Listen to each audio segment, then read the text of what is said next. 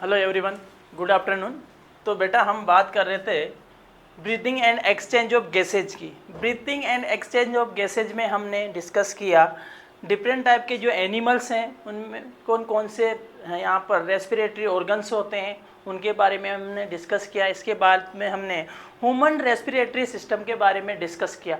Human respiratory system के बाद में हमने क्या डिस्कस किया बेटा, उसके बाद में हमने यहाँ पर ब्रीदिंग की मैकेनिज्म को समझा कि किस प्रकार इंस्पायरेशन होता है, किस प्रकार यहाँ पर एक्सपायरेशन होता है। तो इंस्पायरेशन और एक्सपायरेशन में कौन कौन सी मसल्स का इम्पोर्टेंट इन्वॉल्वमेंट होता है, तो कौन कौन सी ऐसी मसल्स होती है जो इसमें इन्वॉल्व होती है। तो मेनली जो हमने बात की थी यहाँ पर डायफ्राम हो गया, यहाँ पर हम बात करें इंटरकोस्टल मसल्स हो गया, यहाँ पर हम बात करें यहाँ पर एब्डोमिनल मसल्स या 2 सेट ऑफ मसल्स की भी बात की थी। तो यहाँ पर ये जो है ये इंपॉर्टेंट रोल प्ले करती है ब्रीदिंग में। तो हमने ब्रीदिंग में हमने 2 स्टेज देखी, एक तो इंस्पायरेशन, एक एक्सपायरेशन। इंस्पायरेशन मतलब हम इनहेलेशन करना। इनहेलेशन में कौन कौन सी प्रोसेस है, तो ये पैसिव है कि एक्टिव है। हमने समझा था एक्टिव है क्योंकि यहाँ पर मसल्स क्या करती है बेटा, यहाँ पर मसल्स कॉन्ट्रैक्ट करती है, तो मसल्स में कॉन्ट्रैक्शन होता है। तो जब हम किसी पर वर्क करते हैं तो किसी मसल को वर्क करवाते हैं, कॉन्ट्रैक्शन करवाते हैं, तो वहाँ पर एनर्जी यूज होती है। तो एनर्जी यूज होती है तो इसलिए हमने इसको कौन सा प्रोसेस बोला, एक्टिव प्रोसेस बोला। इसी प्रकार हम बात करें एक्सलेशन में या एक्सपायरेशन की बात करें तो क्योंकि जो मसल्स कॉन्ट्रैक्ट हुई है वो नॉर्मल स्टेज में आती है, तो यहाँ पर कोई एनर्जी हम यूज नहीं करते हैं, कोई एनर्जी इसमें यूज नहीं होती है, तो इसलिए ये पैसिव यहाँ पर पैसिव प्रोसेस होती है। तो यहाँ पर हमने समझा। इसके अलावा हमने बच्चों क्या समझा बेटा, इसके अलावा हमने जो रेस्पिरेटरी यहाँ पर वॉल्यूम्स को हमने देखा, यहाँ पर रेस्पिरेटरी वॉल्यूम एंड कैपेसिटीज को हमने समझा। इसके बाद में हम बात करेंगे बेटा यहाँ पर exchange of gases. Exchange of gases में हम बात करेंगे किस प्रकार गैसेज का एक्सचेंज होता है। तो एक्सचेंज ऑफ गैसेज में हम यहाँ पर समझते हैं कि यहाँ पर किस प्रकार गैसेज एक्सचेंज होती हैं, यहाँ पर कौन कौन सी ऐसी स्टेप है जिसमें हम यहाँ पर देखते हैं कि कौन कौन सी ऐसी स्टेप है जिसमें गैसेज एक्सचेंज होता है, और गैसेज एक्सचेंज में कौन कौन से ऐसे इंपॉर्टेंट फैक्टर्स हैं जो गैस को एक्सचेंज करने में इंपॉर्टेंट रोल प्ले करते हैं। तो गैसेज एक्सचेंज में हम बात करें तो यहाँ पर हम बात करें एनवायरनमेंट और लंग्स के बीच में गैसेज एक्सचेंज होता है, जिसको हम क्या बोलते हैं यहाँ पर हम बात करें गैसेज एक्सचेंज होगी कहाँ से, लंग्स से एनवायरनमेंट में, एनवायरनमेंट से कहाँ आएगी, लंग्स में आएगी। तो यहाँ पर पल्मोनरी वेंटिलेशन, इसको क्या कहा जाता है, पल्मोनरी वेंटिलेशन। तो यहाँ पर गैसेज एक्सचेंज होगा एनवायरनमेंट और लंग्स के बीच में। इसके बाद में यहाँ पर गैसेज जो मेनली चेंजेज होती है तो 2 साइट होती है बॉडी में। गैसेज एक्सचेंज के लिए 2 साइट होती हैं। पहली स्टेप की बात करें तो यहाँ पर वेंटिलेशन हो रहा है कहाँ पर, तो एनवायरनमेंट से गैसेज कहाँ आ रही है, हमारे लंग्स में एंटर कर रही है, हमारे लंग्स से एनवायरनमेंट में यहाँ पर हम, तो इस प्रकार के इसको हम क्या बोलते हैं, इस प्रकार के एक्सचेंज को हम क्या बोलते हैं बेटा, यहाँ पर पल्मोनरी वेंटिलेशन कहा जाता है। और इसके बाद में हमारी बॉडी में गैसेज एक्सचेंज के लिए 2 साइट होती हैं। प्राइमरी साइट जो होती हैं एल्वियोलाई और यहाँ पर बात करें ब्लड के बीच में, एल्वियोलाई और ब्लड के बीच में गैसेज एक्सचेंज होती है। जिसके बाद में नेक्स्ट स्टेप की बात करें तो यहाँ पर गैसेज का ट्रांसपोर्ट होता है किसके थ्रू, ब्लड के थ्रू। फिर इसके बाद में हम बात करते हैं ब्लड के थ्रू, तो यहाँ पर तो क्या होगा, गैसेज एक्सचेंज होगा पल्मोनरी, यहाँ पर क्या बोलेंगे, पल्मोनरी वेंटिलेशन, एनवायरनमेंट से लंग्स में। इसके बाद में यहाँ पर एल्वियोलाई से कहाँ पर बेटा, एल्वियोलाई से ब्लड में क्या आएगी, गैसेज जाएगी, ब्लड से एल्वियोलाई में जाएगी। तो यहाँ पर ये प्राइमरी साइट होती है। प्राइमरी मतलब सबसे पहले गैसेज एक्सचेंज कहाँ हो रहा है, इस पर हो रहा है, यहाँ पर एल्वियोलाई लेवल पे हो रहा है, तो प्राइमरी साइट ये होती है। इसके बाद में ब्लड में ये जब गैसेज आ जाती है तो गैसेज का ट्रांसपोर्ट होता है। क्या होता है, गैसेज का ट्रांसपोर्ट होता है। तो गैसेज का ट्रांसपोर्ट किसके थ्रू होगा बच्चों, गैसेज का ट्रांसपोर्ट यहाँ पर बेटा, यहाँ पर ब्लड के थ्रू होगा। इसके बाद में सेकेंडरी जो यहाँ पर साइट है, यहाँ पर एक तो कहाँ पर गैसेज एक्सचेंज हो रही है एल्वियोलाई लेवल पर, एक कहाँ पर हो रही है, ब्लड से टिश्यू लेवल पर यहाँ पर गैसेज एक्सचेंज हो रही है। तो सबसे पहले पल्मोनरी वेंटिलेशन, फिर यहाँ पर प्राइमरी गैसेज एक्सचेंज जो यहाँ पर कहाँ होगा, यहाँ पर एल्वियोलाई से ब्लड में, फिर ब्लड से क्या होगा, यहाँ पर ब्लड से क्या होगा बच्चों, यहाँ पर गैसेस ट्रांसपोर्ट होगी। फिर इसके बाद में यहाँ पर टिश्यू लेवल में, यहाँ पर टिश्यू लेवल में गैसेज एक्सचेंज होगी। तो पहली प्राइमरी साइड तो एल्वेलाई और सेकेंडरी साइड जो होती है टिश्यू। तो यहाँ पर क्या होगा, गैसेज एक्सचेंज होगा।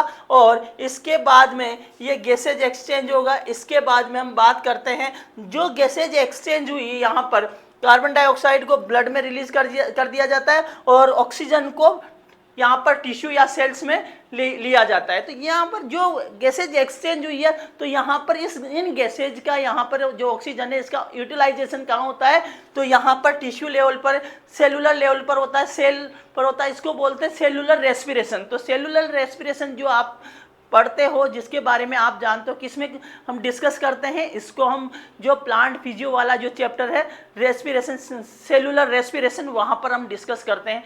तो इस प्रकार इस प्रोसेस को हम यहाँ पर डिस्कस करेंगे। ठीक है बच्चों, तो सबसे पहले क्या हुआ बेटा, यहाँ पर जो पार्शियल प्रेशर है, पार्शियल प्रेशर जो होता है इसका भी इंपॉर्टेंट रोल होता है। जो प्राइमरी यहाँ पर जो होता है पार्शियल प्रेशर जो होता है, यहाँ पर इनमें डिफरेंस होता है। इसी के कारण क्या होता है, हायर पार्शियल प्रेशर से क्या होता है, लोअर पार्शियल प्रेशर की ओर क्या करती है, गैसेज जो होती है डिफ्यूज होती है, गैसेज क्या होती है, ट्रांसपोर्ट होती है। क्या होती है बच्चों, गैसेज ट्रांसपोर्ट होती है।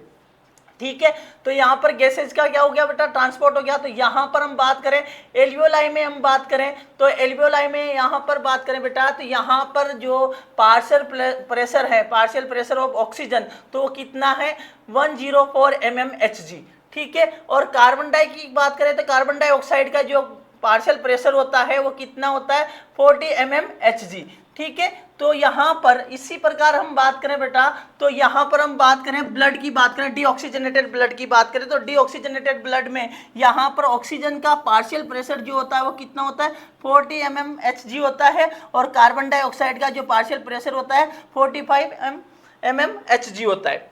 ठीक है, तो यहाँ पर गैसेस जो होती है ये क्या करती हैं, हायर पार्शियल प्रेशर से लोअर पार्शियल प्रेशर की ओर क्या होगी, डिफ्यूज होती हैं। तो एनवायरनमेंट में हम बात करें, तो एनवायरनमेंट की बात करें तो एनवायरनमेंट में जो पार्शियल प्रेशर होता है वो कितना होता है, यहाँ पर पार्शियल प्रेशर ऑफ ऑक्सीजन की बात करें बेटा, तो पार्शियल प्रेशर ऑफ ऑक्सीजन जो होता है 159 यहाँ पर mmHg, ये पार्शियल प्रेशर होता है किसका, ऑक्सीजन का। इसी प्रकार हम बात करें partial pressure of oxygen, carbon dioxide की बात करें तो कार्बन डाइऑक्साइड का पार्शियल प्रेशर जो होता है 0.3 mmHg ये होता है। ठीक है, तो यहाँ पर हमेशा क्या होता है बच्चों, यहाँ पर जो ज़्यादा पार्शियल प्रेशर होता है, हायर पार्शियल प्रेशर से लोअर पार्शियल प्रेशर की ओर क्या करेगी, गैसेज जो होगी वो ट्रांसपोर्ट होगी। तो लंग्स से ऑक्सीजन क्या होगी बेटा, यहाँ पर एनवायरनमेंट से, एक्सटर्नल एनवायरनमेंट से कहाँ पर आ जाएगी गैसेज, ऑक्सीजन कहाँ जाएगी, यहाँ पर लंग्स में। और लंग्स में जो है पार्शियल प्रेशर कितना होगा, कितना रहेगा यहाँ पर 104 mmHg, 104 mmHg। ठीक है, इसके बाद में यहाँ पर पार्शियल प्रेशर की बात करें बच्चों, तो यहाँ से क्योंकि यहाँ पर हाई है और यहाँ पर कितना है ब्लड में है 45। ठीक है, कार्बन डाइऑक्साइड का तो कितना है 45 है, और हम ऑक्सीजन की बात करें तो कितना है 40 है। तो 40 है तो यहाँ पर ज़्यादा कम है, और इधर क्या हुआ, ऑक्सीजन का पार्शियल प्रेशर ज़्यादा है, तो ये यहाँ से कहाँ पर ट्रांसफ्यूज हो जाएगी, यहाँ से ये ब्लड में आएगी। ठीक है, तो यहाँ पर पल्मोनरी वेन में, या अब बात करें सिस्टेमिक आर्टरीज में जो होगा, यहाँ पर जो पार्शियल प्रेशर होगा ऑक्सीजन का, तो बेटा वो कितना होगा 95 mmHg होगा, 95 mmHg। तो ऑक्सीजनेटेड ब्लड में ऑक्सीजन का जो पार्शियल प्रेशर होता है बच्चों वो कितना होता है 95 mmHg होता है, और कार्बन डाइऑक्साइड का जो पार्शियल प्रेशर होता है बच्चों यहाँ पर ऑक्सीजनेटेड ब्लड में वो 40 mmHg होता है। तो आपको ये डेटा याद रखना है बहुत अच्छे से कि डीऑक्सीजनेटेड ब्लड में यहाँ पर जो गैसेज का पार्शियल प्रेशर है वो कितना होता है, और ऑक्सीजनेटेड ब्लड में यहाँ पर गैसेज का जो पार्शियल प्रेशर है वो कितना होता है। इसी प्रकार हम बात करें बेटा यहाँ पर टिश्यू लेवल पर बात करें तो टिश्यू लेवल पर क्या होगा, यहाँ पर टिश्यू लेवल पर हम बात करें तो टिश्यू लेवल पर कार्बन डाइऑक्साइड का जो पार्शियल प्रेशर होगा 45 mmHg होगा और ऑक्सीजन का जो होगा वो 40 होगा। तो 40 होगा तो यहाँ पर क्या होगा बच्चा, यहाँ पर 95 पार्शियल प्रेशर, 95 जो ऑक्सीजन का पार्शियल प्रेशर है mmHg, वो यहाँ से गैसेज ट्रांसफ्यूज हो जाएगी। कहाँ पर, सिंपल डिफ्यूजन से कहाँ जाएगी बेटा, टिश्यू में, क्योंकि टिश्यू में ऑक्सीजन का जो लेवल है वो कम है, क्योंकि यहाँ पर ऑक्सीजन को क्या किया जा रहा है, यूज किया जा रहा है, किसके थ्रू, सेलुलर रेस्पिरेशन के थ्रू। ठीक है, इसी प्रकार यहाँ पर क्या हो रहा है बेटा, यहाँ पर मेटाबॉलिक वेस्ट का फॉर्मेशन हो रहा है। जैसे हम बात करें कार्बन डाइऑक्साइड का, तो यहाँ पर कार्बन डाइऑक्साइड है उसका कंसंट्रेशन या उनका जो पार्शियल प्रेशर है वो ज़्यादा होगा, तो ये यहाँ से कहाँ डिफ्यूज हो जाएगी, यहाँ पर ब्लड में। तो इस प्रकार आपको ये याद रखना है, डेटा याद रखना है बहुत अच्छे से। ठीक है बच्चों, तो इसके बाद में हम बात करते हैं बेटा, यहाँ पर डिफरेंट टाइप का आपको किस लेवल पर, अलग अलग लेवल पर यहाँ पर पार्शियल प्रेशर जो है शो किया गया है टेबल में। तो partial pressure of this two gases in the atmospheric air and the two side of diffusion are given in table. तो यहाँ पर टू साइड दी गई है, कौन कौन सी टू साइड है बेटा, यहाँ पर जो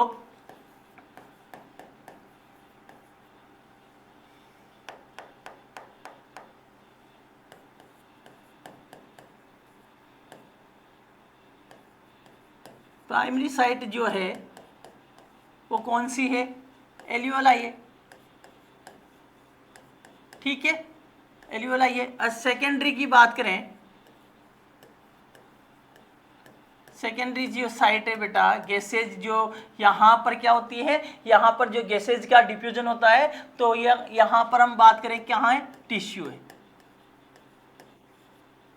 ठीक है, तो यहाँ पर जो दो साइड दी गई है, कहाँ की दो साइड, एक तो प्राइमरी साइड दे रखी है एल्वियोलाई, और दूसरी जो दे रखी है और टिश्यू दे रखा है। इसके साथ साथ जो पार्शियल प्रेशर दे रखा है किस किस का, यहाँ पर एटमॉस्फेयर में क्या है।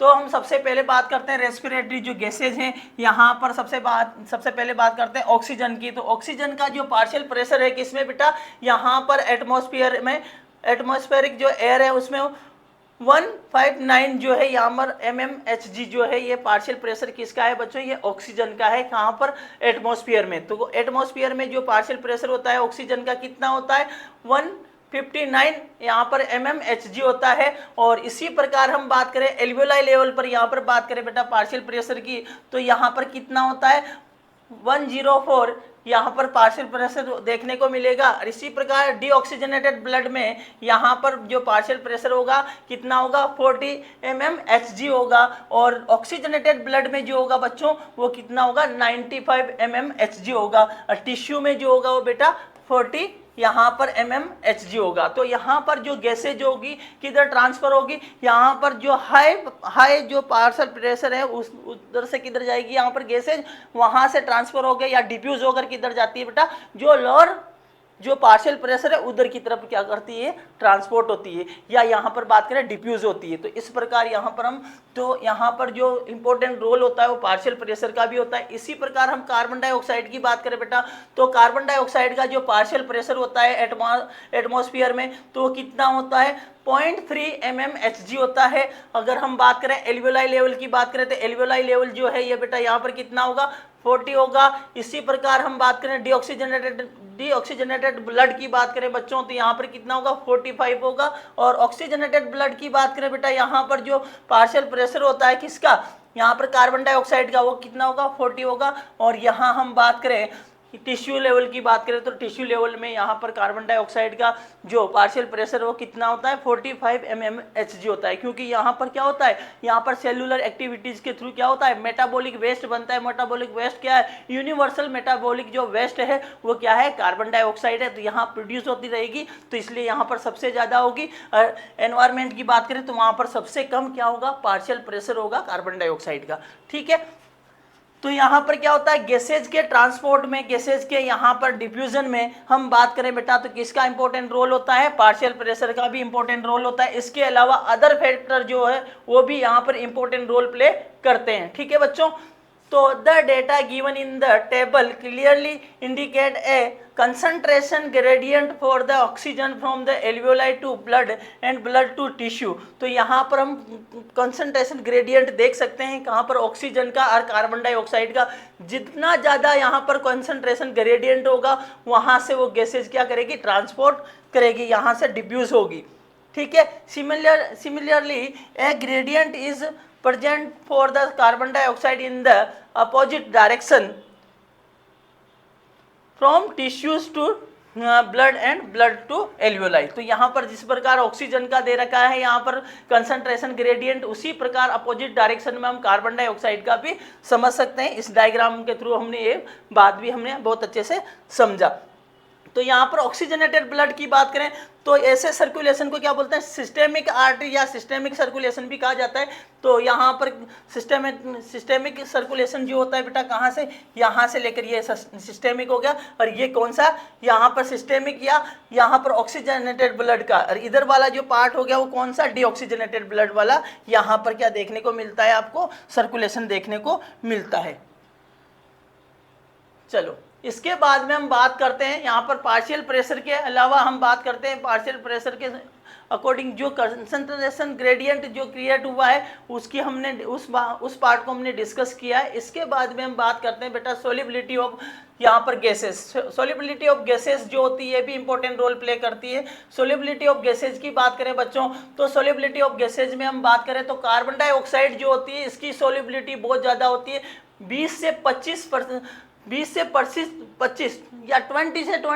टाइम्स क्या होती है यहाँ पर हायर होती है। किससे हायर होती है, ऑक्सीजन से। किससे होती है बेटा, ऑक्सीजन से। कार्बन डाइऑक्साइड की बात करें तो इनकी सोलिबिलिटी जो होती है ऑक्सीजन से 20 से 25 टाइम क्या होती है, ज़्यादा होती है। मतलब 20 से 25 गुना यहाँ पर कार्बन डाइऑक्साइड की सोलिबिलिटी ज़्यादा होगी ऑक्सीजन की तुलना में। ठीक है बच्चों।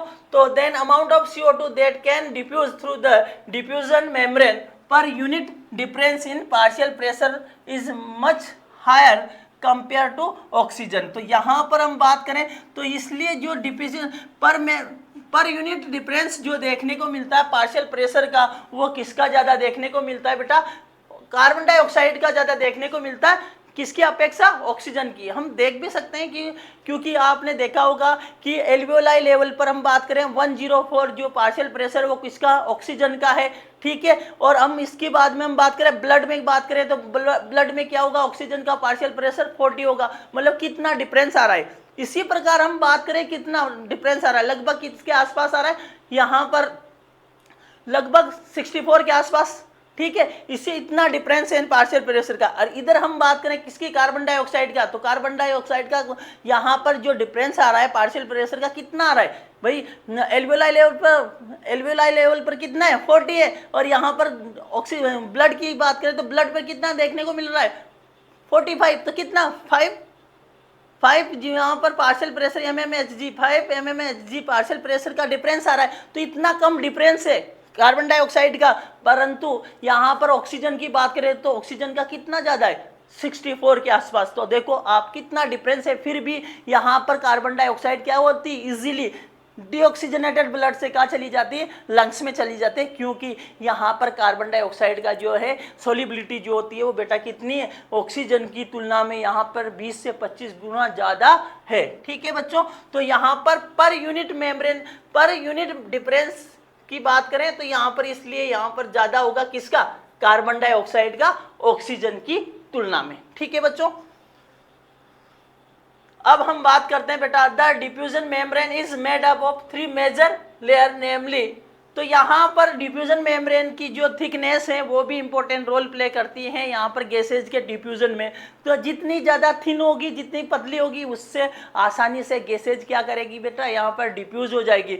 जितनी थिकनेस ज़्यादा होगी उतनी गैसेज क्या करेगी, इजीली यहाँ पर क्या नहीं कर पाएगी, इजीली यहाँ पर डिफ्यूज नहीं कर पाएगी। तो यहाँ पर बात करें जो डिफ्यूजन मेम्ब्रेन है, डिफ्यूजन मेम्ब्रेन कौन कौन से पार्ट से मिलकर बनी होती है, डिफ्यूजन मेम्ब्रेन की बात करेंगे तो डिफ्यूजन मेम्ब्रेन जो होती है यहाँ पर 3 मेजर लेयर देखने को मिलती है। 3 मेजर लेयर कौन कौन सी देखने को मिलती है, तो हम बात करें सिंपल स्क्वैमस एपिथेलियम देखने को मिलेगा किसका, एल्वियोलाई का। ठीक है। इसी प्रकार हम एंडोथेलियम की बात करेंगे तो एंडोथेलियम जो ब्लड वेजल्स ब्लड वेजल्स की जो एंडोथीलियम, ब्लड वेजल्स की जो एंडोथीलियम है या एपिथीलियम है, जो वो भी क्या है, सिंपल स्क्वेमस एपिथीलियम है। इसके अलावा इन दोनों के बीच में जो क्या देखने को मिलता है, तो एंडोथीलियम ऑफ एल्वियोलर कैपिलरीज, जो ब्लड वेजल्स हैं, ठीक है। इसके अलावा बेसमेंट सब्सटेंसेस, बेसमेंट, तो इन दोनों के बीच में, किसके बीच में, यहाँ पर एल्वियोलाई और यहाँ पर ब्लड वेजल्स, जो ब्लड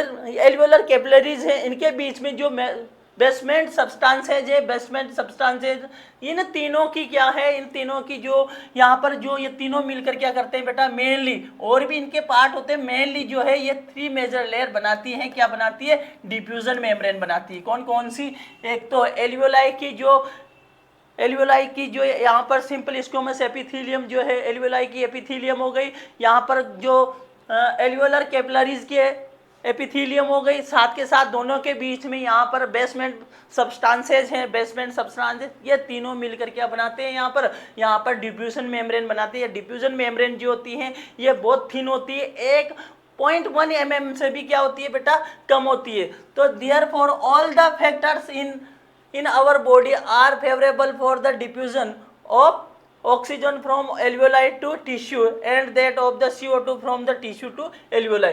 तो ये आपको याद रखना है कि यहाँ पर क्या क्या यहाँ पर इंपॉर्टेंट रोल प्ले कर रहा है। यहाँ पर हम बात करें पार्शियल प्रेशर ऑफ गैसेज, यहाँ पर सोलिबिलिटी ऑफ गैसेज, इसके अलावा जो डिफ्यूजन मेम्ब्रेन है उसकी थिकनेस। तो डिफ्यूजन मेम्ब्रेन की थिकनेस जो होती है जितनी कम होगी उतना ही इजीली क्या होगा बच्चों, उतना ही इजीली यहाँ पर गैसेज क्या होगी, डिफ्यूज कर पाएगी।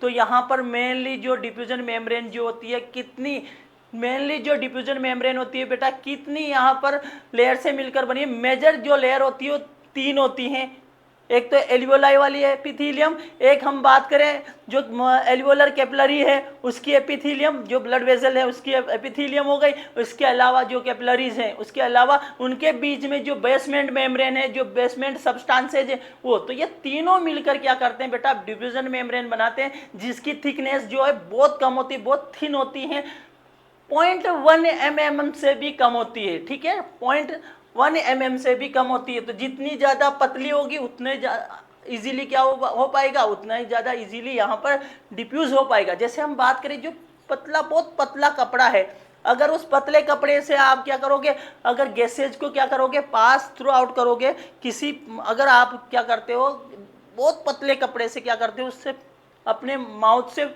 क्या करते हो, यहाँ पर प्रेशर से फूंक मारते हो, तो क्या होगा, इजीली गैसेज क्या हो जाएगी, डिफ्यूज हो जाएगी, इजीली वहाँ से पार हो जाएगी। अगर आप थिक कपड़ा लेते हो, थिक मोटा कपड़ा लेते हो और अगर उससे फूंक मारोगे तो आपको क्या करना, ज़्यादा प्रेशर लगाना पड़ेगा और गैसेज भी आसानी से डिफ्यूज नहीं हो पाएगी। तो उसी प्रकार जितनी थिन होगी बच्चों उतना ही ज़्यादा क्या होगा बेटा, जितनी थिन होगी उतना इजीली गैसेज यहाँ पर क्या होगी, यहाँ पर एक्सचेंज हो पाएगी, ठीक है, डिफ्यूज हो पाएगी।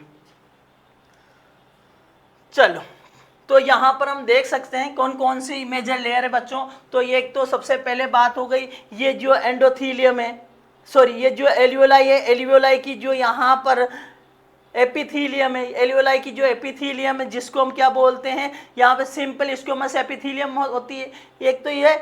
इसके अलावा हम बात करें जो एल्वियोलर कैपिलरी है, एल्वियोलर कैपिलरीज की जो एंडोथीलियम होती है, ये वाली जो एंडोथीलियम होती है बेटा, इसके अंदर की जो यहाँ पर एपिथीलियम है, ये एपिथीलियम जो होती है ये भी सिंपल स्क्वेमस एपिथीलियम होती है, ठीक है। तो एक तो ये वाली हो गई, ठीक है, एक ये वाली हो गई, और ये बीच वाला जो है ये क्या है, सब्सटेंसेज। कौन सा सब्सटेंसेज है, बेसमेंट सब्सटेंसेज। तो यहाँ पर simple squamous epithelium of alveoli, ठीक है, यहाँ पर थिन होती है। इसके अलावा हम बात करें यहाँ पर एंडोथीलियम ऑफ एल्वियोलर कैपिलरीज, जो भी क्या होती है, सिंपल स्क्वेमस की बनी होती है ये वाली। और इसके बाद में ये बीच वाला स्पेस जो होता है, बेसमेंट मेम्ब्रेन जो होती है यहाँ पर, तो ये क्या होती है, यहाँ पर बेसमेंट सब्सटेंसेज जिसको कहा जाता है। तो ये तीनों मिलकर क्या बनाती है, ये तीनों मिलकर क्या बनाती हैं, डिफ्यूजन मेम्ब्रेन। ये तीनों मिलकर क्या बनाती है बेटा, डिफ्यूजन मेम्ब्रेन बनाती है।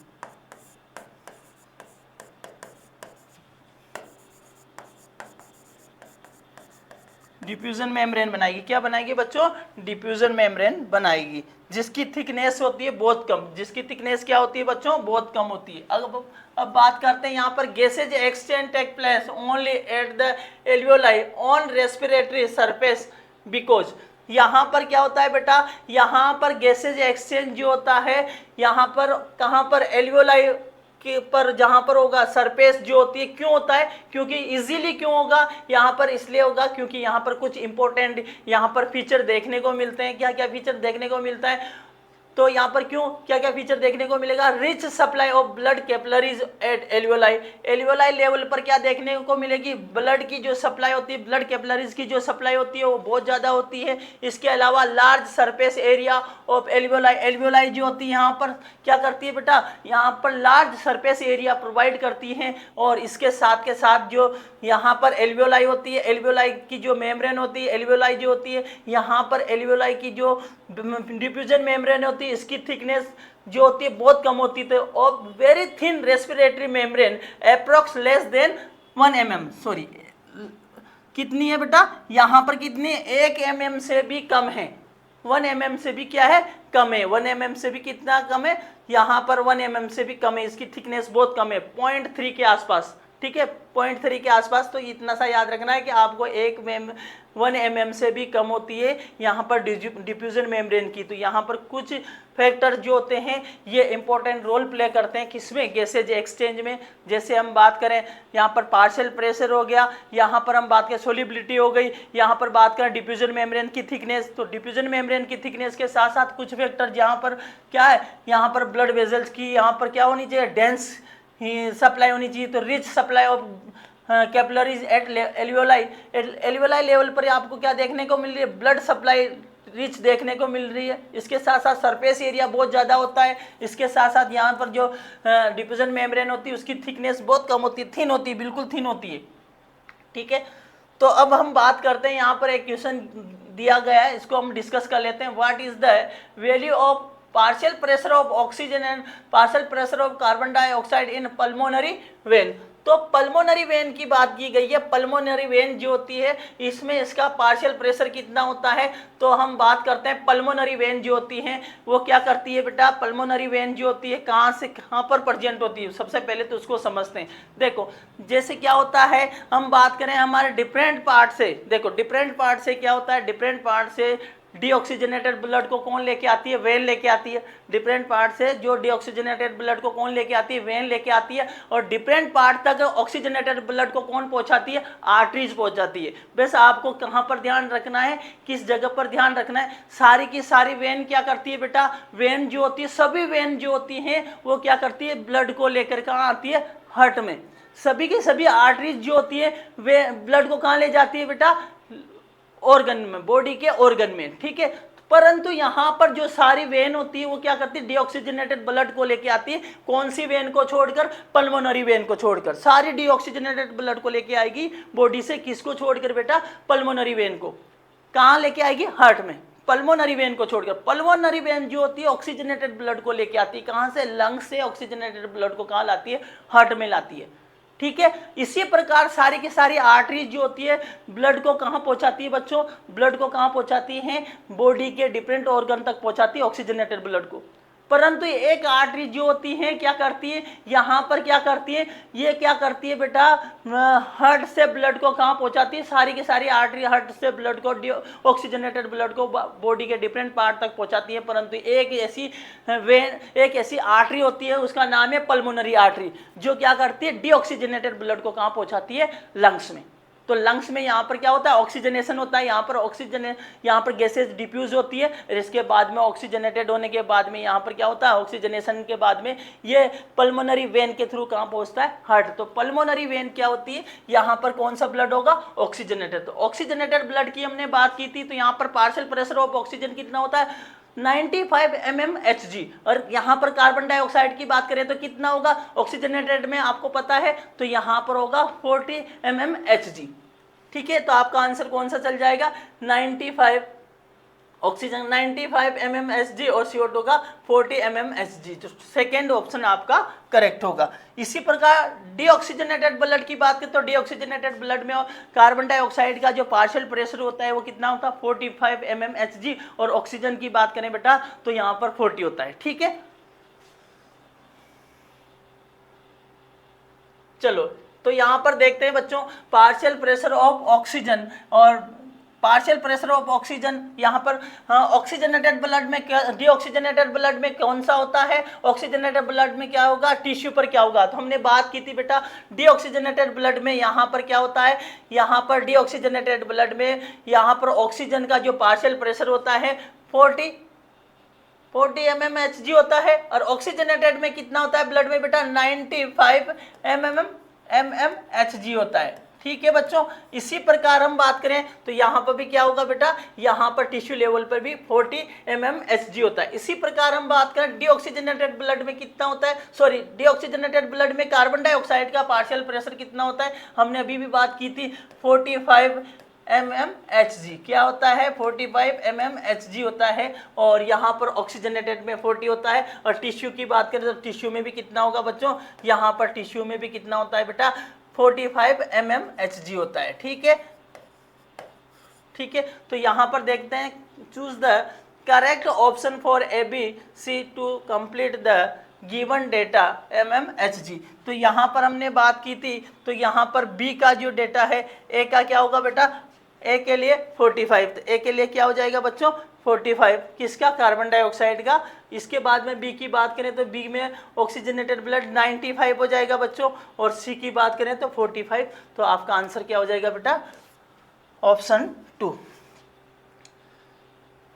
अब हम बात करते हैं बेटा यहाँ पर transport of oxygen and oxygen dissociation curve. यहाँ पर किस प्रकार गैसेज का ट्रांसपोर्ट, हम गैसेज के ट्रांसपोर्ट की बात करते हैं बच्चों, तो गैसेज का ट्रांसपोर्ट कैसे होता है, तो यहाँ पर कार्बन डाइऑक्साइड का कैसे होगा, ऑक्सीजन का किस प्रकार होगा, तो यहाँ पर हम उसको डिस्कस करेंगे। देखो सबसे पहले बात करते हैं तो यहाँ पर गैसेज का ट्रांसपोर्ट किसके थ्रू होता है, यहाँ बात करें तो गैसेज का ट्रांसपोर्ट जो होता है ब्लड के थ्रू होता है। ब्लड में हम बात करें तो यहाँ पर हीमोग्लोबिन, एक यहाँ पर आयरन कंटेनिंग रेड कलर का आयरन कंटेनिंग यहाँ पर क्या पाया जाता है, पिगमेंट पाया जाता है, जिसको बोलते हैं हीमोग्लोबिन। हीमोग्लोबिन जो होता है 2 पार्ट से मिलकर बना होता है, haem plus globin, haem plus globin. ठीक है बेटा, तो हीम पार्ट होता है और ग्लोबिन पार्ट होता है, तो इसको हम डिस्कस करेंगे। तो यहाँ पर जो एक यहाँ पर हीमोग्लोबिन का मॉलिक्यूल कितनी यहाँ पर ऑक्सीजन को लेकर जाता है, मॉलिक्यूल कितने मॉलिक्यूल ऑक्सीजन को लेकर जाता है, तो यहाँ पर हम बात करेंगे।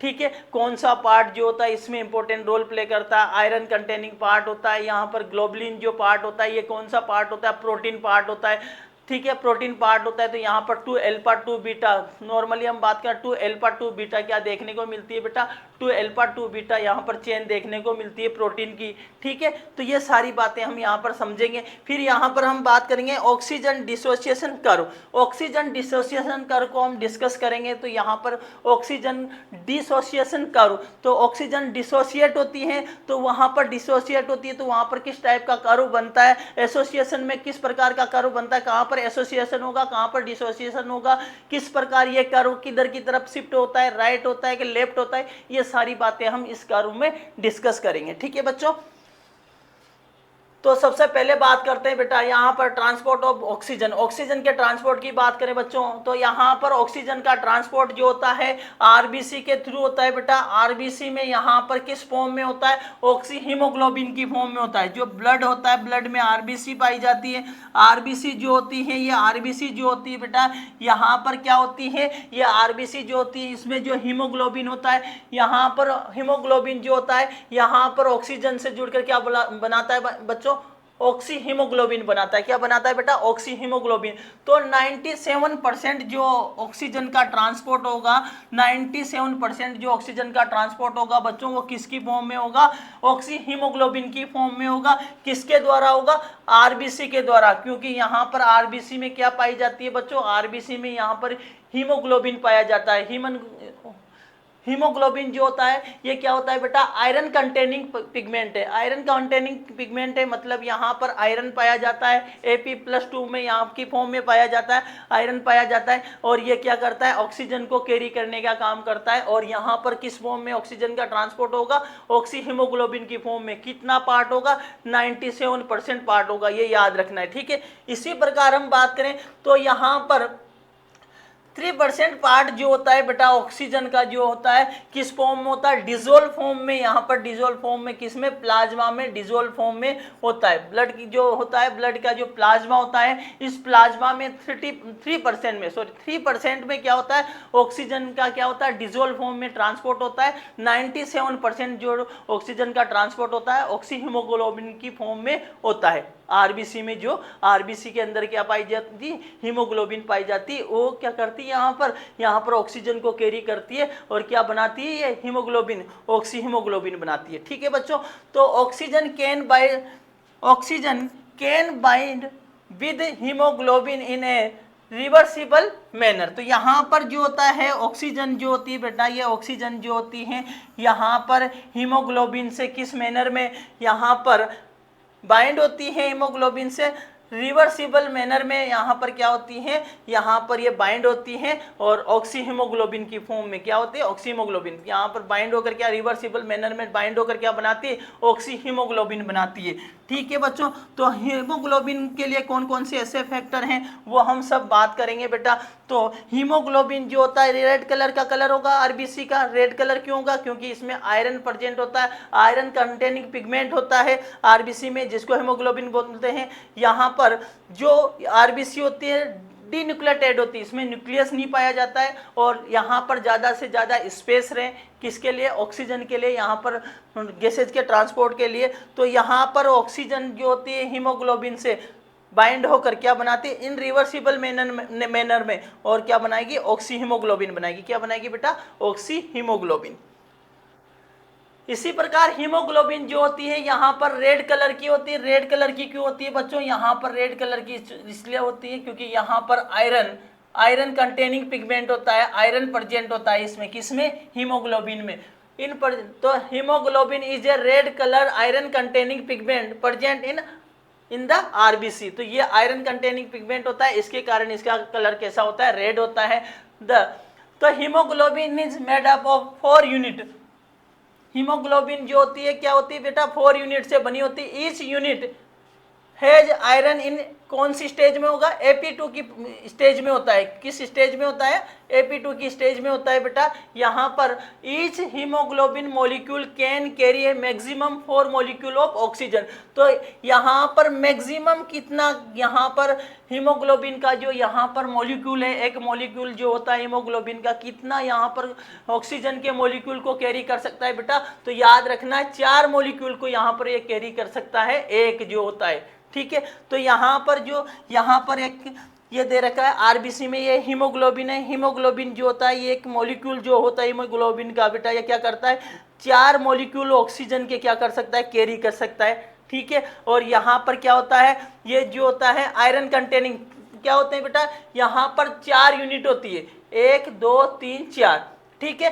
तो ये हीम पार्ट है, इसका हीम पार्ट और ग्लोबिन पार्ट होता है, हीम पार्ट और ग्लोबिन पार्ट। हीम पार्ट जो होता है ये क्या करता है, यहाँ पर ऑक्सीजन से बाइंड करता है, और ग्लोबिन पार्ट जो होता है यहाँ पर मेनली जो यहाँ पर जनरली बात करें तो 2 प्रकार की बीटा चेन, 2 प्रकार की चेन देखने को मिलेगी आप ग्लोबुलिन की। तो एक तो बीटा चेन और एक एल्फा चेन। कौन सी, एक बीटा चेन और एक एल्फा चेन, ठीक है बच्चों। तो यहाँ पर आपको याद रखना है बहुत अच्छे से कि यहाँ पर जो होता है 1 ग्राम जो हीमोग्लोबिन है बेटा, ये ट्रांसपोर्ट करता है कितना, 1.34 ml ऑक्सीजन को। तो यहाँ हम बात करें 100 ml of blood contain normally 15 gram haemoglobin. तो 15 ग्राम हीमोग्लोबिन क्या करता है बेटा, यहाँ पर 100 ml में कितना आपका हीमोग्लोबिन देखने को मिलेगा, 15 ग्राम यहाँ पर हीमोग्लोबिन देखने को मिलेगा। जो 100 ml blood transport approximately 20 ml of oxygen. तो आप जब क्या करते हो बेटा, यहाँ पर मल्टीप्लाई करोगे इस डेटा को किस डेटा से, यहाँ पर इस डेटा को यहाँ से मल्टीप्लाई करते हो तो अप्रोक्स कितना आता है 20 ml ऑफ ऑक्सीजन। तो यहाँ पर हम बात करें 100 ml में कितना हीमोग्लोबिन होगा बच्चों, 100 ml में 15 ml यहाँ पर क्या होगा बेटा, हीमोग्लोबिन होगा। और 1 ml जो हीमोग्लोबिन होता है 1.34 ml क्या करता है, ऑक्सीजन को ट्रांसपोर्ट करता है। तो अगर हम बात करें 100 ml जो ब्लड है वो कितना ऑक्सीजन को कैरी करेगा, क्योंकि आपको पता है 100 ml में 15 ml होता है, तो यहाँ पर 15 ml क्या होगा, सॉरी 15 ग्राम क्या होता है, 15 ग्राम यहाँ पर क्या होता है, हीमोग्लोबिन होता है। तो 100 ml ब्लड में 15 ग्राम क्या होगा, यहाँ पर हीमोग्लोबिन होगा। और 1 ग्राम जो होता है कितना कैरी करता है, यहाँ पर 1.34 ml ऑक्सीजन को कैरी। तो यहाँ पर बात करेंगे तो 100 ml ब्लड जो होता है अप्रोक्सीमेटली 20 ml जो होता है यहाँ पर क्या करता है, ऑक्सीजन को कैरी करता है, याद रखना है। इसके बाद में हम बात करते हैं बच्चों, तो in a conducting cycle blood give its 25% oxygen to tissue, so every 100 ml of oxygen blood can deliver around 5 ml of oxygen to tissue under normal physiological condition। तो यहाँ पर अंडर फिजियोलॉजिकल कंडीशन की बात करें, normal physiological condition की बात करें बेटा, तो देखो यहाँ पर 100 ml जो होता है, आपको पता है 100 ml ब्लड जो होता है कितनी ऑक्सीजन को कैरी कर रहा है, 100 ml कितनी को कर रहा है बेटा, यहाँ पर हम बात करें 20 ml को।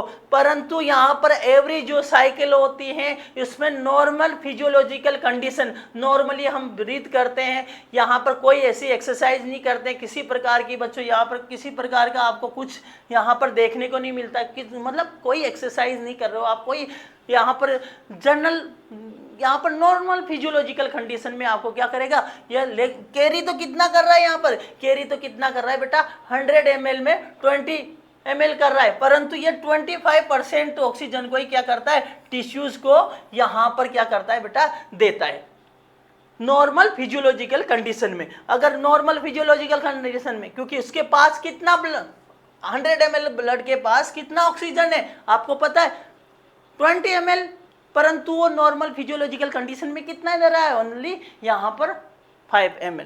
ठीक है, तो अंडर यहाँ पर इसलिए लिखा है अंडर नॉर्मल फिजियोलॉजिकल कंडीशन। अगर फिजियोलॉजिकल कंडीशन चेंज हो जाती है तो ये क्या हो सकता है बेटा, ये जो 25% से बढ़ सकता है 5 ml, और यहाँ पर मैक्सिमम कितना दे सकता है, यहाँ पर 15 ml तक। अगर जो एक्सरसाइज हार्ड एक्सरसाइज करता है तो उस दौरान ये ब्लड जो होता है टिश्यू को कितना ऑक्सीजन डिलीवर कर सकता है, यहाँ पर अगर हार्ड यहाँ पर क्या देखने को मिल रही है, एक्सरसाइज देखने को मिल रही है, तो 15 ml तक क्या दे यहाँ पर डिलीवर कर सकता है। ठीक है बेटा, ठीक है, ओके, ठीक है बेटा, करते हैं मिस आपके स्कूल के टाइम के अकॉर्डिंग। ठीक है बेटा, बात करता हूँ मैं एक बार। ठीक है, तो हम आगे यहाँ पर बात करते हैं। चलो, binding of oxygen with the haemoglobin is primarily related to the partial pressure of oxygen. तो आपको याद रखना है, तो यहाँ पर बाइंडिंग जो होती है बेटा वो हीमोग्लोबिन प्राइमरी किससे रिलेटेड होती है, पार्शियल प्रेशर ऑफ ऑक्सीजन। तो यहाँ पर बाइंडिंग को यहाँ पर प्राइमरीली जो होता है यहाँ पर कौन इफेक्ट करता है, तो हीमोग्लोबिन ऑक्सीजन से बाइंड हो, इसके लिए जो प्राइमरीली जो रिलेटेड होता है पार्शियल प्रेशर ऑफ ऑक्सीजन। तो पार्शियल प्रेशर ऑफ ऑक्सीजन जो होता है प्राइमरीली क्या करता है बेटा, ये ऑक्सीजन को क्या करता है, बाइंड के लिए यहाँ पर रिलेटेड होता है। तो पार्शियल प्रेशर ऑफ ऑक्सीजन जो होता है ये इंपॉर्टेंट रोल प्ले करता है ऑक्सीजन के बाइंडिंग पर, कि किस टाइप की बाइंडिंग है, यहाँ पर पार्शियल प्रेशर कैसा है। ऑक्सीजन का पार्शियल प्रेशर जो हाई रहेगा तो वहां पर इजीली क्या होगा, यहाँ पर इजीली यहाँ पर क्या होगा, बाइंडिंग देखने को मिलेगी। तो partial pressure of CO2, hydrogen ion concentration and temperature are the other factor which can be interfere the this binding. तो आपको याद रखना है कि बाइंडिंग को जो प्राइमरीली जो यहाँ पर इफेक्ट करता है, जो ऑक्सीजन हीमोग्लोबिन के साथ बाइंडिंग जो होती है बच्चों, ये बाइंडिंग को प्राइमरीली जो इफेक्ट करता है वो partial pressure of oxygen. Partial pressure of oxygen के अलावा कुछ अदर फैक्टर भी होते हैं जो क्या करता है, यहाँ पर ऑक्सीजन का हीमोग्लोबिन की बाइंडिंग में क्या करता है, इंटरफेयर करता है। तो यहाँ पर बात करें partial pressure of carbon dioxide, partial pressure of carbon dioxide के अलावा बॉडी टेम्परेचर हो गया। यहाँ पर हम बात करें बच्चों बॉडी टेम्परेचर के अलावा हम बात करें यहाँ पर कि हमारे हाइड्रोजन आयन की क्या कंसंट्रेशन है बॉडी में, पीएच कैसा है, पीएच कैसा है, तो पीएच लो है कि हाई है। तो ये जो है ये भी क्या करता है बेटा, ये जो फैक्टर होते हैं ये भी क्या करते हैं, यहाँ पर इंटरफियर करते हैं किसकी, ऑक्सीजन और हीमोग्लोबिन की बाइंडिंग में। तो प्राइमरी आपसे मेनली जो पूछा जाएगा, मेनली क्या है यहाँ पर बाइंडिंग को इफेक्ट करने वाला जो फैक्टर होता है वो कौन सा होता है, पार्शियल प्रेशर ऑफ ऑक्सीजन। परंतु हम बात करें बच्चों इसके अलावा अदर फैक्टर भी जो होते हैं वो क्या करते हैं, अफेक्ट करते हैं, जैसे partial pressure of carbon dioxide, जैसे हम बात करें पीएच या आयन H+ आयन की कंसंट्रेशन और बॉडी टेम्परेचर। ठीक है, तो ये याद रखना है जो डेटा है। तो partial pressure of carbon dioxide, hydrogen ion concentration और टेम्परेचर जो होते हैं ये भी क्या करते हैं, यहाँ पर इंटरफेयर करते हैं ऑक्सीजन की बाइंडिंग से, हीमोग्लोबिन ऑक्सीजन बाइंडिंग को। This clearly indicates that oxygen get bound to hemoglobin in the lung surface and get dissociate at the tissue level। सही बात है। तो यहाँ पर क्लियरली इंडिकेट कर रहा है कि बच्चों कि यहाँ पर जो होता है एसोसिएशन कहाँ पर होता है ऑक्सीजन का, एल्वियोलर लेवल पर देखने को मिलता है, लंग्स लेवल पर देखने को मिलता है। एल्वियोलर लेवल पर क्या देखने को मिलेगा, पर आपको ऑक्सीजन का हीमोग्लोबिन के साथ एसोसिएशन देखने को मिलेगा, क्योंकि यहाँ पर पार्शियल प्रेशर ऑफ ऑक्सीजन बहुत ज़्यादा होता है। यहाँ पर हम बात करें पार्शियल प्रेशर ऑफ ऑक्सीजन जो होता है 104 mmHg होता है, किस पर, एल्वियोलाई लेवल पर ऑक्सीजन का। और हम बात करें ब्लड की बात करें तो ब्लड में कितना होता है, 40 mmHg होता है। तो पार्शियल प्रेशर कहाँ पर ज़्यादा है, एल्वियोलाई पे, तो यहाँ पर होगा। और हम बात करें डिसोसिएशन की बात करें तो यहाँ पर एक तो यहाँ पर एसोसिएशन हुआ, डिसोसिएशन की बात करें तो कहाँ पर होगा बेटा डिसोसिएशन, ये होगा टिश्यू लेवल पर, क्योंकि यहाँ पर बात करें ऑक्सीजनेटेड ब्लड में जो पार्शियल प्रेशर ऑफ ऑक्सीजन जो होता है वो क्या होता है, कितना होता है, यहाँ पर पार्शियल प्रेशर ऑफ ऑक्सीजन जो होता है बच्चों यहाँ पर 95 mmHg होता है, और टिश्यू में जो होता है 40 mmHg होता है। ठीक है, इसके अलावा अदर फैक्टर भी क्या करते हैं, इंटरफेयर करते हैं, किस प्रकार, जैसे हम बात करें एल्वियोलाई लेवल पर जो पार्शियल प्रेशर ऑफ ऑक्सीजन जो होता है वो हाई होता है, partial pressure of carbon dioxide है वो कम है, 40 है। ठीक है, इसके अलावा हम बात करें यहाँ पर बॉडी टेम्परेचर की, तो वहाँ पर बॉडी टेम्परेचर टिश्यू लेवल की अपेक्षा वहाँ पर एल्वियोलर लेवल पर क्या होता है बेटा, कम होता है। वहाँ पर आपको वेंटिलेशन देखने को मिलता है, पल्मोनरी वेंटिलेशन देखने को मिलता है। ठीक है, यहाँ पर सेलुलर एक्टिविटीज़ के थ्रू क्या होगा, यहाँ पर एनर्जी प्रोड्यूस होगी, तो यहाँ पर बॉडी टेम्परेचर आपको सेलुलर लेवल पर ज़्यादा देखने को मिलेगा। वहाँ पर हम बात करें कार्बन डाइऑक्साइड का कंसंट्रेशन कम है, ठीक है, यहाँ पर कार्बन डाइऑक्साइड का कंसंट्रेशन ज़्यादा है, तो यहाँ पर क्या होगा बेटा, कार्बोनिक एसिड ज़्यादा बनेगी, तो यहाँ पर पीएच क्या होगा, पीएच क्या होगा, यहाँ पर कम होगा, पीएच कम होगा, H+ आयन की कंसंट्रेशन ज़्यादा होगी, तो इसलिए यहाँ पर ये किसके लिए, तो टिश्यू लेवल पर किसके लिए फेवरेबल कंडीशन है बच्चों, टिश्यू लेवल पर यहाँ पर ऑक्सीजन और हीमोग्लोबिन के डिसोसिएशन के लिए फेवरेबल कंडीशन है। और एल्वियोलर लेवल की बात करें तो एल्वियोलर लेवल पर किसके लिए फेवरेबल कंडीशन है बेटा, ऑक्सीजन का हीमोग्लोबिन के साथ एसोसिएशन के लिए फेवरेबल कंडीशन से। तो oxygen does not oxidise, oxygen oxidise नहीं होती है ना, does not oxidise, formation of oxy haemoglobin is process of oxygenation. तो यहाँ पर ऑक्सीजनेशन होता है, न कि यहाँ पर ऑक्सीडाइज होता है, ऑक्सीडाइज नहीं होता है, ऑक्सीडाइज अलग टर्म है, यहाँ पर ऑक्सीजनेशन होता है, ऑक्सीडाइज नहीं होता है, ऑक्सीजनेशन होता है। ऑक्सीडाइज हो जाएगा तो फिर काम ही बिगड़ जाएगा। ठीक है बच्चों, तो ऑक्सीडाइज नहीं होता है बेटा, यहाँ पर ऑक्सीजनेशन होता है, याद रखना है आपको। तो यहाँ पर ऑक्सी हीमोग्लोबिन की जो प्रोसेस होती है ऑक्सीजनेशन है, ऑक्सीडाइज नहीं है, याद रखना है। तो यहाँ but some gases like ozone can oxidise haemoglobin, परंतु कुछ गैसेज जैसे ओजोन है ये क्या कर देती है बेटा, इसको हीमोग्लोबिन को ऑक्सीडाइज कर देती है, हीमोग्लोबिन को ऑक्सीडाइज कर देगी, तो वहाँ पर हीमोग्लोबिन क्या हो जाएगा, यहाँ पर बेकार हो जाएगा। तो इसलिए यहाँ पर ये गैसेज ओजोन गैसेज जो होती है ये क्या कर देती है, हीमोग्लोबिन को ऑक्सीडाइज कर देती है। परंतु हम बात करें ऑक्सीजन हीमोग्लोबिन जब जुड़ती है तो यहाँ पर ऑक्सीजनेशन होता है। ऑक्सी हीमोग्लोबिन जब बनता है बच्चों, तो ऑक्सी हीमोग्लोबिन जो बनता है बेटा, इस दौरान आपको क्या देखने को मिलेगा, इस दौरान आपको ऑक्सीजनेशन देखने को मिलेगा। When oxy haemoglobin rich the tissues it dissociate. तो हमने बात किया था, सही बात है कि जब क्या कहाँ पर पहुंचता है haemoglobin, oxy haemoglobin tissue level पर पहुंचता है तो डिसोशिएट हो जाता है, क्योंकि वहां पर जो फेवरेबल कंडीशन है वो किसके लिए, ऑक्सीजन और हीमोग्लोबिन के बीच के डिसोसिएशन के लिए फेवरेबल है, क्योंकि वहां पर partial pressure of carbon dioxide ज्यादा देखने को मिलेगा, वहां पर टेम्परेचर ज्यादा देखने को मिलेगा, वहां पर बात करें यहाँ H+ आयन की कंसंट्रेशन ज्यादा देखने को मिलेगी। तो इसलिए वहां पर किसके लिए, ऑक्सीजन और हीमोग्लोबिन के बीच डिसोसिएशन के लिए फेवरेबल कंडीशन है। परंतु हम टिश्यू लेवल की हम बात करें कहाँ की, हम बात करें एल्वियोलाई लेवल की, तो वहां पर क्या होता है बेटा, वहां पर जो ऑक्सीजन हीमोग्लोबिन के एसोसिएशन के लिए फेवरेबल कंडीशन होती है। बहुत इंपॉर्टेंट बात है, ठीक है बच्चों। Oxygen get free does into the tissue fluid from the blood in place of it carbon dioxide from tissue fluid come into the blood. gaseous exchange between blood and tissue is called internal respiration या tissue respiration it is done by simple diffusion। यहाँ पर हम बात करें tissue level की बात करें या हम बात करें बेटा एल्वियोलर लेवल की बात करें, तो यहाँ पर गैसेज जो डिफ्यूज होती है वो सिंपल डिफ्यूजन के थ्रू होती हैं। और यहाँ हम बात करें तो गैसेज एक्सचेंज होता है तो पहले ब्लड से कहाँ पे आता है, टिश्यू स्पेस में आता है, टिश्यू स्पेस में टिश्यू फ्लूइड होता है, टिश्यू फ्लूइड से फिर कहाँ जाता है, सेल में जाता है। इसी प्रकार कार्बन डाइऑक्साइड जो होगी ये भी क्या करेगी, सेल से कहाँ आएगी, वैसे टिश्यू फ्लूइड में आएगी, टिश्यू फ्लूइड से कहाँ जाएगी, ब्लड में। इस प्रकार ये यहाँ पर गैसेज का क्या होता है, ट्रांसफ्यूजन होता है। यहाँ पर सिंपल डिफ्यूजन से गैसेज क्या होती है, ट्रांसपोर्ट होती है। तो यहाँ पर गैसेज लेवल पर टिश्यू लेवल पर हो रहा है, तो इसलिए यहाँ पर टिश्यू रेस्पिरेशन भी बोल सकते हैं अपन, यहाँ पर इंटरनल रेस्पिरेशन भी कह सकते हैं, ठीक है बच्चों।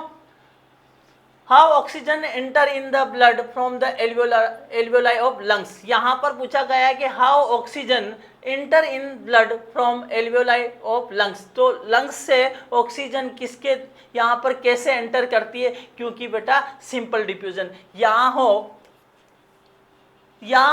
या फिर टिश्यू लेवल की बात हो, दोनों जगह पर आपको सिंपल डिफ्यूजन के थ्रू क्या करेगी, गैसेज एंटर करती हैं, क्योंकि यहाँ पर कुछ फेवरेबल कंडीशंस होती है, जैसे high partial pressure of oxygen होता है, यहाँ पर बॉडी टेम्परेचर कम होता है, यहाँ पर हम बात करें तो यहाँ पर कार्बन डाइऑक्साइड का पार्शियल प्रेशर कम होता है, यहाँ पर हम बात करें तो H+ आयन की कंसंट्रेशन जो होती है वो क्या होती है, यहाँ पर क्या होगा, pH जो होता है वो ज़्यादा होगा, ठीक है, pH कम नहीं होगा, pH मतलब एसिडिटी, यहाँ पर एसिडिक नेचर देखने को नहीं मिलेगी। तो इसलिए आप ये यहाँ पर समझ सकते हो कि यहाँ पर जो टिश्यू लेवल हो तो टिश्यू लेवल पर आपको अलग फेवरेबल कंडीशन देखने को मिलेगी ऑक्सीजन हीमोग्लोबिन के एसोसिएशन के लिए, और यहाँ पर एल्वियोलाई लेवल पर यहाँ पर किसके, यहाँ पर ऑक्सीजन और हीमोग्लोबिन के एसोसिएशन के लिए फेवरेबल कंडीशन को देखने को मिलती है। तो टिश्यू हो या एल्वियोलाई, यहाँ पर गैसेज जो होगी ट्रांसपोर्ट होती है, गैसेज जो होती है एंटर करती है वो सिंपल डिफ्यूजन के थ्रू ही करती है, ठीक है बेटा। The condition which are favorable for the formation of oxyhemoglobin। Oxyhaemoglobin के लिए कौन सी कंडीशन जो होती है फेवरेबल होती है, हमने अभी बात की है बेटा। यहाँ पर क्या होना चाहिए, पार्शियल प्रेशर ऑफ ऑक्सीजन जो होता है वो ज़्यादा होना चाहिए, ठीक है। यहाँ पर पार्शियल प्रेशर ऑक्सीजन ज़्यादा होना चाहिए, परंतु partial pressure of carbon dioxide ज़्यादा नहीं होना चाहिए। कंसंट्रेशन H+ आयन की कंसंट्रेशन क्या होनी चाहिए, यहाँ पर कम होना चाहिए, ठीक है। तो यहाँ पर कम नहीं होना चाहिए, यहाँ पर ये भी क्या होगा, इसके अलावा टेम्परेचर भी कम होना चाहिए, ठीक है। तो यहाँ पर क्या होगा बेटा, यहाँ पर जो कंडीशन देखने को मिलती है ये तो सही है, परंतु ये वाला आपको गलत। इसी प्रकार हम बात करते हैं पार्शियल प्रेशर ऑफ ऑक्सीजन ज़्यादा होना चाहिए, सही है। पार्शियल प्रेशर ऑफ ऑक्सीजन ज़्यादा होगा, partial pressure of carbon dioxide ज़्यादा होगा, नहीं कम होना चाहिए, तो वेरी गुड कम है। यहाँ पर कंसंट्रेशन ऑफ H+ आयन की कंसंट्रेशन क्या है, कम है, ठीक है। टेम्परेचर जो है वो भी कम है, ठीक है। कहाँ पर, एल्वियोलाई लेवल की बात की गई है, फॉर्मेशन या ऑक्सीहीमोग्लोबिन, तो ऑक्सीहीमोग्लोबिन कहाँ बनेगा, एल्वियोलाई लेवल पर। यहाँ पर तो क्या होगा, डिसोसिएशन होगा, टिश्यू लेवल पर, ठीक है। तो यहाँ पर ये जो सारी कंडीशंस हैं बेटा वो किसके लिए फेवरेबल है, यहाँ पर किसके लिए फेवरेबल है, यहाँ पर ऑक्सी हीमोग्लोबिन के फॉर्मेशन के लिए फेवरेबल है। High partial pressure of oxygen high होगा तो बाकी चीज़ें क्या हो जाएगी, लो हो जाएगी। अगर यहाँ पर कार्बन डाइऑक्साइड का ज़्यादा होगा तो यहाँ पर पार्शियल प्रेशर ऑफ ऑक्सीजन कम हो जाएगा, बाकी चीज़ें क्या हो जाएगी, हाई हो जाएगी। तो वो किसके लिए, टिश्यू के लिए। तो oxygen dissociation curve, oxygen dissociation curve जो होता है इंपॉर्टेंट रोल प्ले करता है बेटा। यहाँ पर ऑक्सीजन डिसोसिएशन कर्व जो होता है, यहाँ पर डिफरेंट टाइप के, यहाँ पर हम बात करें डिफरेंट टाइप के गैसेज के बारे में, हम यहाँ पर उनके बिहेवियर के बारे में यहाँ पर जान सकते हैं, किस प्रकार गैसेज जो होती है, यहाँ पर एसोसिएशन होगा, कहाँ पर डिसोसिएशन होगा, किस किस लेवल पर क्या होगा, वो सब हमें बताता है। किधर यहाँ पर शिफ्ट होगा, राइट शिफ्ट होगा, लेफ्ट होगा, यहाँ पर कर्व जो होता है किधर राइट की तरफ शिफ्ट हो रहा है कि लेफ्ट की तरफ शिफ्ट हो रहा है, तो ये हमें बताता है। तो किधर शिफ्ट होगा, तो ये सारी बातें बात करेंगे हम यहाँ पर। तो ऑक्सीजन डिसोसिएशन कर्व जो होता है, ऑक्सीजन डिसोसिएशन कर्व जो होता है बेटा सिग्मोइड होता है, एस आकार का होता है, सिग्मोइड होता है। तो यहाँ पर ऑक्सीजन डिसोसिएशन कर्व जो होता है कैसा बनता है, एस से बनता है, ये एस से बनता है, ठीक है। तो ऐसे कर्व को हम क्या बोलते हैं बच्चों, ऐसे कर्व को हम बोलते हैं ऑक्सीजन डिसोसिएशन कर्व कहा जाता है, ठीक है बेटा।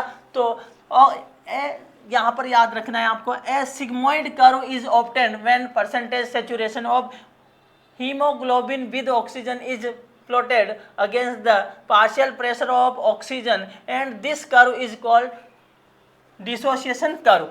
तो यहाँ पर डिसोसिएशन कर्व कहा जाता है। तो यहाँ पर सैचुरेशन को ये क्या करता है, ऑक्सीजन हीमोग्लोबिन के साथ किस प्रकार सैचुरेशन है, सैचुरेशन को भी ये डिनोट करता है।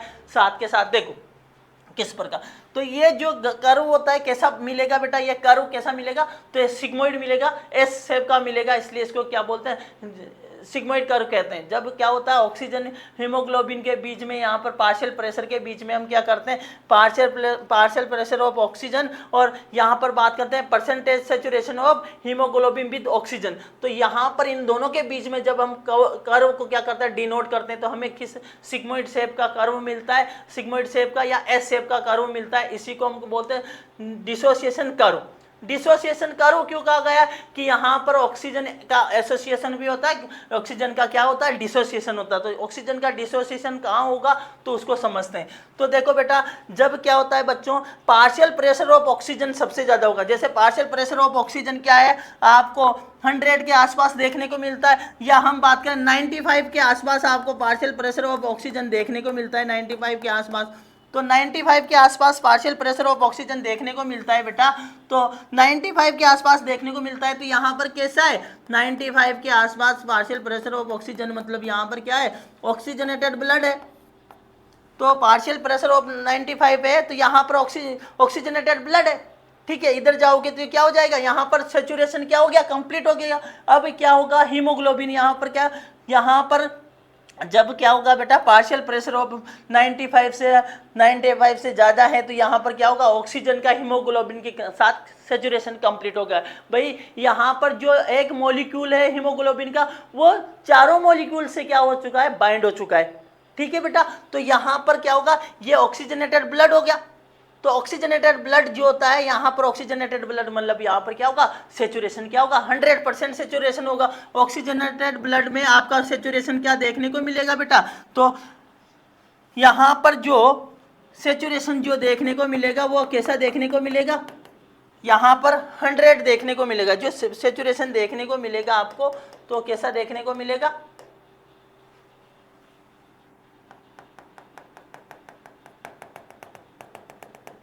तो पार्शियल प्रेशर यहाँ पर क्या है, हीमोग्लोबिन के साथ। तो ये जो है हीमोग्लोबिन के साथ क्या करता है, यहाँ पर डिनोट करता है। तो हम बात करें किसकी बात करें, जैसे हम बात करें बच्चों, जब क्या होता है पार्शियल प्रेशर ऑफ क्या होता है बेटा, पार्शियल प्रेशर ऑफ यहाँ पर 40 होता है। पार्शियल प्रेशर कितना होता है बच्चों, 40 होता है। किसका 40 होता है पार्शियल प्रेशर, यहाँ पर किसका 40 होता है बेटा, जब partial pressure of carbon dioxide, इसका पार्शियल प्रेशर किसका ज़्यादा होगा, जब क्या होता है पार्शियल प्रेशर क्या होता है बेटा, 40 होता है ऑक्सीजन का। तो पार्शियल प्रेशर ऑफ ऑक्सीजन 40 है, तो यहाँ पर सैचुरेशन कितना आएगा, यहाँ पर सेचुरेशन कितना आएगा बच्चों, यहाँ पर सेचुरेशन आपको कितना देखने को मिलेगा, 75 सेचुरेशन देखने को मिलेगा। पर डीऑक्सीजनेटेड ब्लड में आपका सेचुरेशन कितना, तो यहाँ पर इस प्रकार हम क्या कर सकते हैं, जितना पार्शियल प्रेशर और उसी के अकॉर्डिंग हम क्या बता सकते हैं, यहाँ पर ऑक्सीजन का हीमोग्लोबिन के साथ सेचुरेशन को हम डिनोट कर सकते हैं। साथ के साथ यहाँ पर अगर क्या होगा, फेवरेबल कंडीशन है बेटा, तो फेवरेबल कंडीशन है तो यहाँ पर क्या होगा, ये जो कर्व होता है वो किधर की तरफ, यहाँ पर लेफ्ट, जैसे हम बात करें जो फीटस है या चाइल्ड फीटस का जो है यहाँ पर हीमोग्लोबिन जो होता है उसमें कुछ थोड़ा सा डिफरेंस होता है। यहाँ पर एल्फा बीटा, तो एल्फा बीटा की जगह पर यहाँ पर क्या होगा, गामा, एल्फा गामा यहाँ पर क्या देखने को मिलेगी बेटा, यहाँ पर आपको अलग गामा यहाँ पर चेन भी देखने को मिलेगी। ठीक है, तो गामा जो चेन देखने को मिलेगी मतलब इसकी एफिनिटी जो होती है ऑक्सीजन के साथ ज़्यादा होती है। ठीक है, ऑक्सीजन के साथ ज़्यादा होगी, और पार्शियल प्रेशर जो ऑक्सीजन का ज़्यादा उसके साथ एफिनिटी ज़्यादा होगी। तो एफिनिटी ज़्यादा होगी तो क्या होगा, ये कर्व किसकी तरफ शिफ्ट हो जाएगा, ये कर्व जो होता है ये किसकी तरफ शिफ्ट हो जाता है, ये लेफ्ट साइड में शिफ्ट हो जाता है। किधर, लेफ्ट साइड में। जैसे अपन बात करें पार्शियल प्रेशर ऑफ ऑक्सीजन ज़्यादा देखने को मिलेगी, यहाँ पर एसोसिएशन ज़्यादा देखने को मिलेगा, यहाँ पर आपको ये कंडीशन जो होती है ज़्यादा देखने को मिलेगी। इसी प्रकार हम बात करें जब क्या होता है बच्चों, यहाँ पर कर्व देखो, ये जब क्या होता है पार्शियल प्रेशर जो होता है बेटा, ये पार्शियल प्रेशर जब क्या होता है कम हो जाता है, पार्शियल प्रेशर ऑफ ऑक्सीजन कम होता है, का पार्शियल प्रेशर ऑफ ऑक्सीजन कम होता है तो ये कर्व किधर की तरफ, ये इधर लेफ्ट राइट साइड में क्या हो जाएगा, शिफ्ट हो जाएगा, क्योंकि यहाँ पर पार्शियल प्रेशर ऑफ ऑक्सीजन भी कम होता है, partial pressure of carbon dioxide ज़्यादा होगा, पीएच जो होता है वो ज़्यादा होगा, टेम्परेचर जो है वो ज़्यादा होगा। तो इस प्रकार क्या होता है बेटा, इस प्रकार ये जो है यहाँ पर क्या करता है, ये सारे के सारे फैक्टर जो होते हैं इन कर्व को राइट और लेफ्ट शिफ्ट करने में इम्पोर्टेंट रोल प्ले करते हैं। ठीक है, बाकी जो है यहाँ पर इसको हम आगे फिर डिस्कस करेंगे किस प्रकार कौन कौन से जो यहाँ पर इम्पोर्टेंट पॉइंट है जो इसको एसोसिएशन और डिसोसिएशन को क्या करता है, राइट और लेफ्ट शिफ्ट करता है। ठीक है बेटा, तो बाकी जो है